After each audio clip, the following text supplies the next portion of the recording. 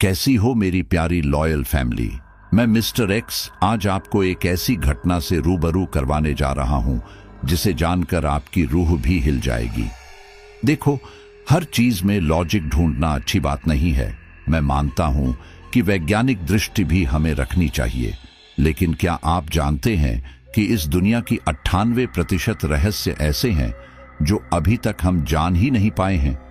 केवल 2% रहस्यों को हम वैज्ञानिक दृष्टि से देख पाते हैं।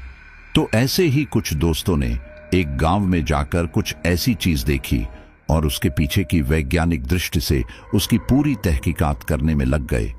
लेकिन उन्हें इस बात का अंदाजा नहीं था कि जिस चीज को वह नॉर्मल ही समझ रहे हैं वह कितनी भयानक चीज हो सकती है। ऐसी चीज जो आपकी सोच और कल्पना से परे है कि हम जिस धरती पर रहते हैं, हम केवल इस धरती का ही सोच पा रहे हैं।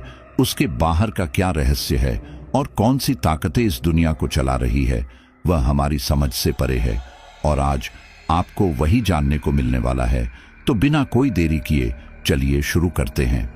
लेकिन मैं फिर से कह रहा हूं कि आखिर तक इस स्टोरी को सुनते रहना, वरना आप बहुत कुछ मिस कर जाओगे। बेल्लामपुर गांव के बिल्कुल बीचों बीच एक झुकी हुई घड़ी मीनार जो करीब 70 फीट ऊंची थी। उसकी दीवारें काले पत्थरों और जंग लगी हुई लोहे की पत्तियों से बनी थी। मीनार के चारों ओर एक धुआं सा फैला हुआ था जो ना तो कोहरा था और ना ही धूल। वह पुराने समय की राख था। आसपास के पेड़ों की डालियां मीनार की ओर झुकी हुई थी, जैसे किसी अदृश्य शक्ति को प्रणाम कर रही हो। आयुष्मान, जो कि वीडियोग्राफी में माहिर था, उसने अपना कैमरा मीनार से थोड़ी दूरी पर एक कोण में इस तरह लगाया कि मीनार की घड़ी उसके कैमरे में कैद हो सके। नील ने आयुष्मान को आवाज दी। हाँ भाई, कैमरा सेट हो गया ना? आयुष्मान चिल्लाया। हाँ नील, बस आ रहा हूं। आयुष्मान भागकर अपने दोस्त नील, शिल्पा और विद्या के पास गया।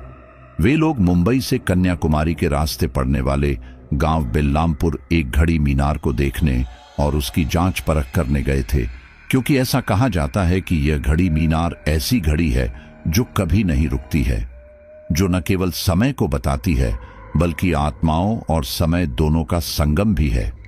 उन दोस्तों ने इस घड़ी मीनार के बारे में कुछ पैरानॉर्मल एक्टिविटीज के बारे में भी सुना था और वे लोग इस बात की जांच करने के लिए वहां गए थे। आयुष्मान वीडियोग्राफर था, नील एक तार्किक व्यक्ति था और चीजों को अच्छी तरह समझने में एक्सपर्ट था। वहीं दूसरी ओर विद्या और शिल्पा दोनों ही धार्मिक और ज्योतिषी से संबंधित लड़कियां थीं। वह घड़ी मीनार